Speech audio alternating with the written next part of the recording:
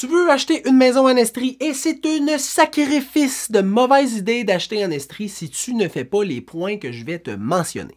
Premièrement, je m'appelle François, je suis courtier immobilier en Estrie depuis 2016, probablement que tu le sais déjà parce que tu m'écoutes peut-être sur mon podcast, sur TikTok, sur YouTube depuis un petit bout de temps, mais j'ai de l'expérience en immobilier puis c'est pour ça que je veux t'éviter de faire une sacrement de grosse erreur si tu achètes en Estrie puis tu viens, exemple, d'une ville, que tu connais pas le milieu rural, puis pour toi c'est comme... Et c'est pas différent de Montréal. Ah, je te confirme que c'est différent de Montréal. Je veux t'éviter de faire des grosses erreurs, puis c'est à ça qu'elle sert cette capsule-là.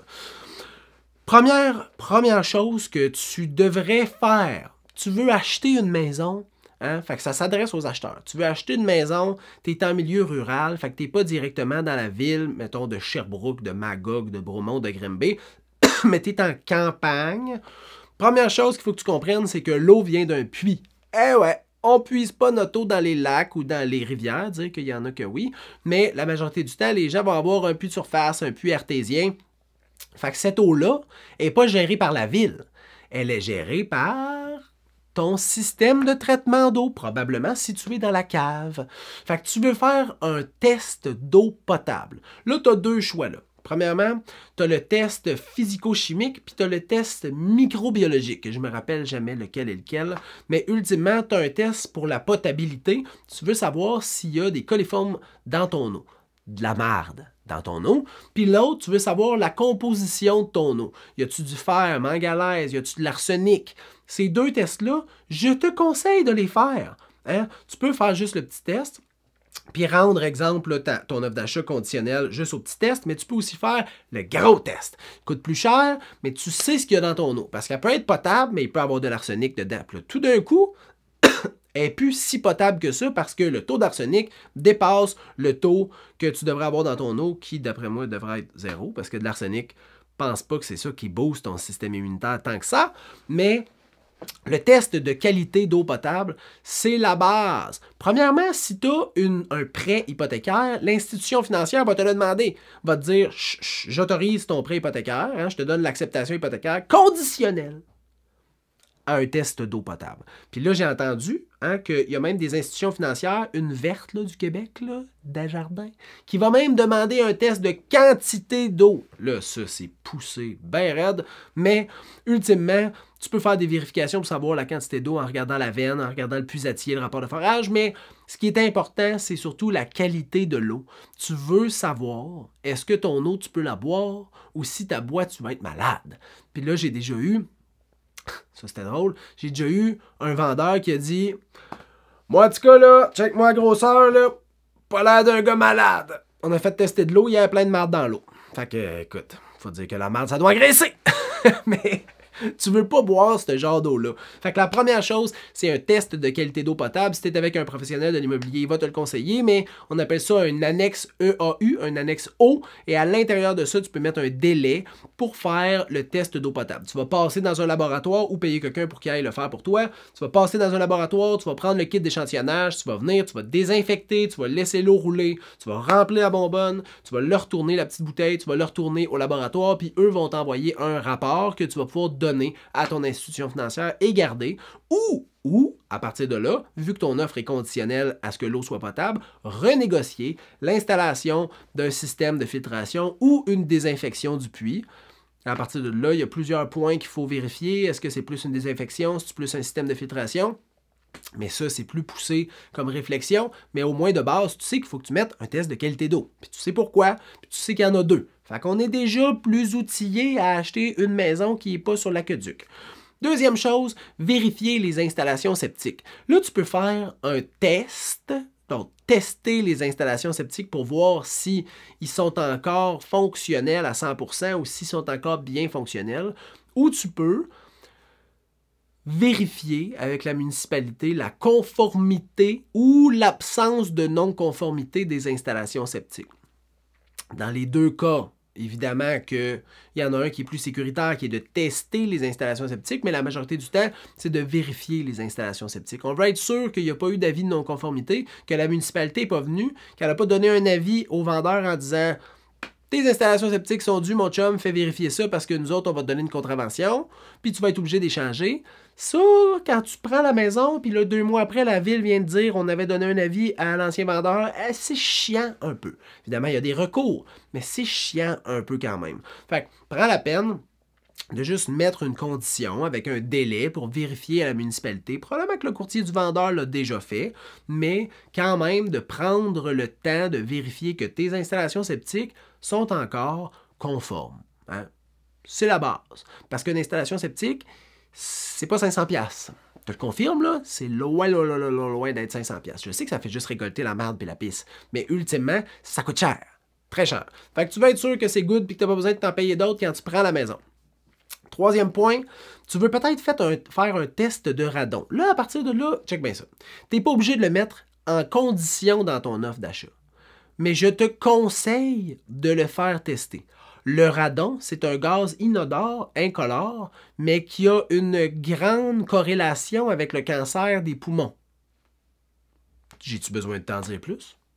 Personne veut le cancer des poumons. Souvent, en plus, tu mets tes ados dans la cave. Le radon est une émanation qui part du sous-sol puis qui monte à l'intérieur de ta propriété. Donc, tu veux faire tester le radon. Il y a des secteurs qui sont plus à risque d'avoir du radon. Ultimement, prends pas de chance. Tu n'es pas obligé de le mettre en condition dans ton offre d'achat, comme je te dis. C'est pas obligé d'être conditionnel, puis que s'il y a du radon, tu n'achètes pas, parce que les modifications pour gérer le radon dans une propriété sont somme toute peu coûteuses. C'est pas 200$, mais c'est pas 15 000$. Là. Fait que tu n'es pas obligé de le mettre en condition, mais je te conseillerais quand même de faire une petite vérification. Est-ce que mon secteur est à risque, premièrement? Deuxièmement, est-ce que je pourrais avoir un kit d'échantillonnage, un test? Puis après ça, aller le faire analyser, puis prendre une décision une fois que tu as reçu le rapport. C'est une très bonne chose. Informe-toi sur Radon Québec ou quelque chose comme ça, puis ça va te donner vraiment un max d'informations. Quatrième point, la vérification des drains de fondation. Bon. Là, tu vas me dire, ouais, mais des fois, il n'y a pas de cheminée de nettoyage. Hein? Fait que tes drains de fondation, c'est un tuyau qui fait le tour de la base de ta fondation, la semelle, la footing, hein? Puis qui se décharge, mettons, dans un ruisseau plus loin. Où les drains vont rentrer à l'intérieur, puis là, il va y avoir une décharge. Ça, que tu sois en ville ou que tu sois en campagne, les drains de fondation, c'est quelque chose qui est quand même important. Là, tu me diras, ouais, mais il y a des années où ils n'en mettaient même pas. T'as raison.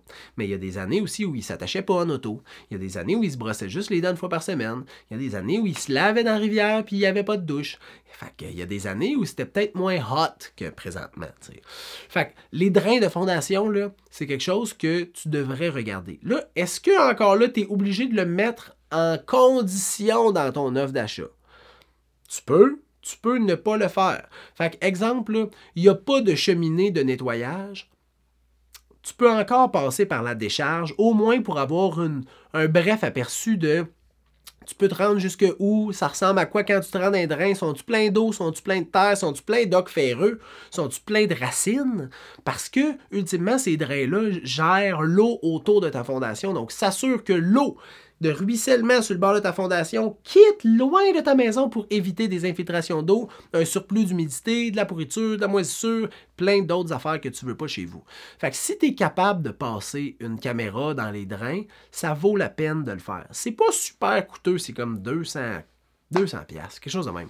Il te donne un rapport, tu es capable d'être là, de voir la caméra, là, là. Fait que c'est une bonne chose de le faire. S'il n'y a pas de cheminée, que vous ne trouvez pas la décharge, il n'y a peut-être pas de drain. Et ça aussi, ça peut être un problème. Là encore, là, chaque offre d'achat a sa propre stratégie. Puis des fois, mettre plus de conditions, même si c'est sécuritaire, ça peut mettre en péril la capacité à avoir une acceptation. Puis ça se peut que ça que tu ne veuilles pas. Fait que ça, tu peux le faire par la suite. C'est libre à toi. Parle-en avec ton professionnel qui t'aide dans la transaction. Mais garde à l'esprit que de vérifier tes drains, c'est une maudite bonne affaire.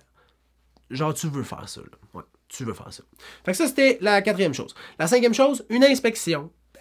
Ben ouais, hein, c'est que tu sois en ville ou en campagne, hein, acheter une maison sans faire une inspection, c'est moins sécuritaire que de faire l'inspection. Là, tu vas me dire, dans les dernières années, les inspections, il y a plein d'offres qui n'en ont pas. T'as raison. parce que le marché est plus difficile. Les gens veulent s'assurer d'avoir une acceptation sur leur offre d'achat, donc ils diminuent le nombre de conditions à l'intérieur de leur offre d'achat. Est-ce que c'est plus sécuritaire? Non. C'est vraiment juste dans le but d'obtenir une acceptation. Par la suite, une fois que tu as la propriété, est-ce que tu peux faire une inspection? Oui! C'est pas obligé d'être conditionnel dans ton offre. Tu peux le faire pour voir qu'est-ce que tu vas devoir faire, qu'est-ce que tu devrais faire, qu'est-ce qui est suggéré de faire sur ta propriété. C'est pas obligé d'être une inspection pré-achat. Ça peut être une inspection post-achat. Hein? Quand tu viens d'être propriétaire, tu fais checker tes drains, tu fais venir un inspecteur, tu t'assures d'avoir une petite liste de choses à faire pour les prochains mois, les prochaines années, puis tu rectifies ta maison. On m'a donné un truc, là. Photo avant, facture, photo après.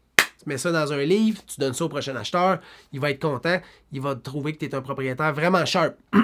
Fait que la vérification, l'inspection, c'est quelque chose que je te suggère de faire. Hein, il va aller voir l'isolation, va te faire une liste de travaux futurs, va te donner des conseils, va regarder ton panneau, va regarder ton dégagement avec les fenêtres, les pentes de ton terrain, l'installation de ton revêtement extérieur, ton barre d'eau. Il va te donner plein de cues sur comment entretenir ta maison. C'est une sacrament de bonne affaire à faire, une inspection en bâtiment. Dernière chose, dernier point, le 6e point, les vérifications de zonage. Si tu as un projet particulier pour ta maison, tu veux avoir des chevaux, hein? Tu veux avoir un chalet locatif courte durée, faire du Airbnb, tu veux, je sais pas moi, mettre un garage, hein? Tu veux potentiellement faire un bigénérationnel, tu veux vérifier les réglementations qui s'appliquent pour la propriété, le terrain, hein, le lot que tu achètes. Pourquoi? Parce que ça se peut que tu ne puisses pas le faire. Là, ça se peut que ça soit juste, ça fait chier, mais c'est pas grave. Mais ça se peut que ton achat soit, ultimement, dans le but de faire, mettons, un bigénérationnel. Si c'est dans le but de faire un bigénérationnel, puis que tu te rends compte, après avoir acheté, que tu peux pas, tu n'as pas le droit, puis tu n'obtiendras pas le permis de la ville pour faire les modifications dans la propriété que tu as achetée, tu comprends? C'est plate, c'est plate en chien, là, tu sais, là... Tu regrettes d'avoir acheté, tu es comme, câlisse, j'ai acheté une maison, puis je peux pas apporter ma mère, qui a mis une partie de la mise de fonds pour venir habiter avec moi parce qu'on a fait nos vérifications comme des cabochons. Fac, vérification de zonage. C'est une condition que tu peux mettre à l'intérieur de ton offre d'achat qui te permet d'annuler ton offre d'achat si jamais ta vérification n'est pas à ton entière satisfaction. Est-ce que tu es obligé de le mettre en condition? Pas nécessairement. Tu peux faire la vérification de zonage rapidement, hein, en ayant le numéro de cadastre, en allant à la ville, en allant t'asseoir pour parler à un inspecteur. Il y a plein de façons de le faire et que ça soit sécuritaire. Mais tu veux faire ces vérifications-là parce que c'est un projet qui est important.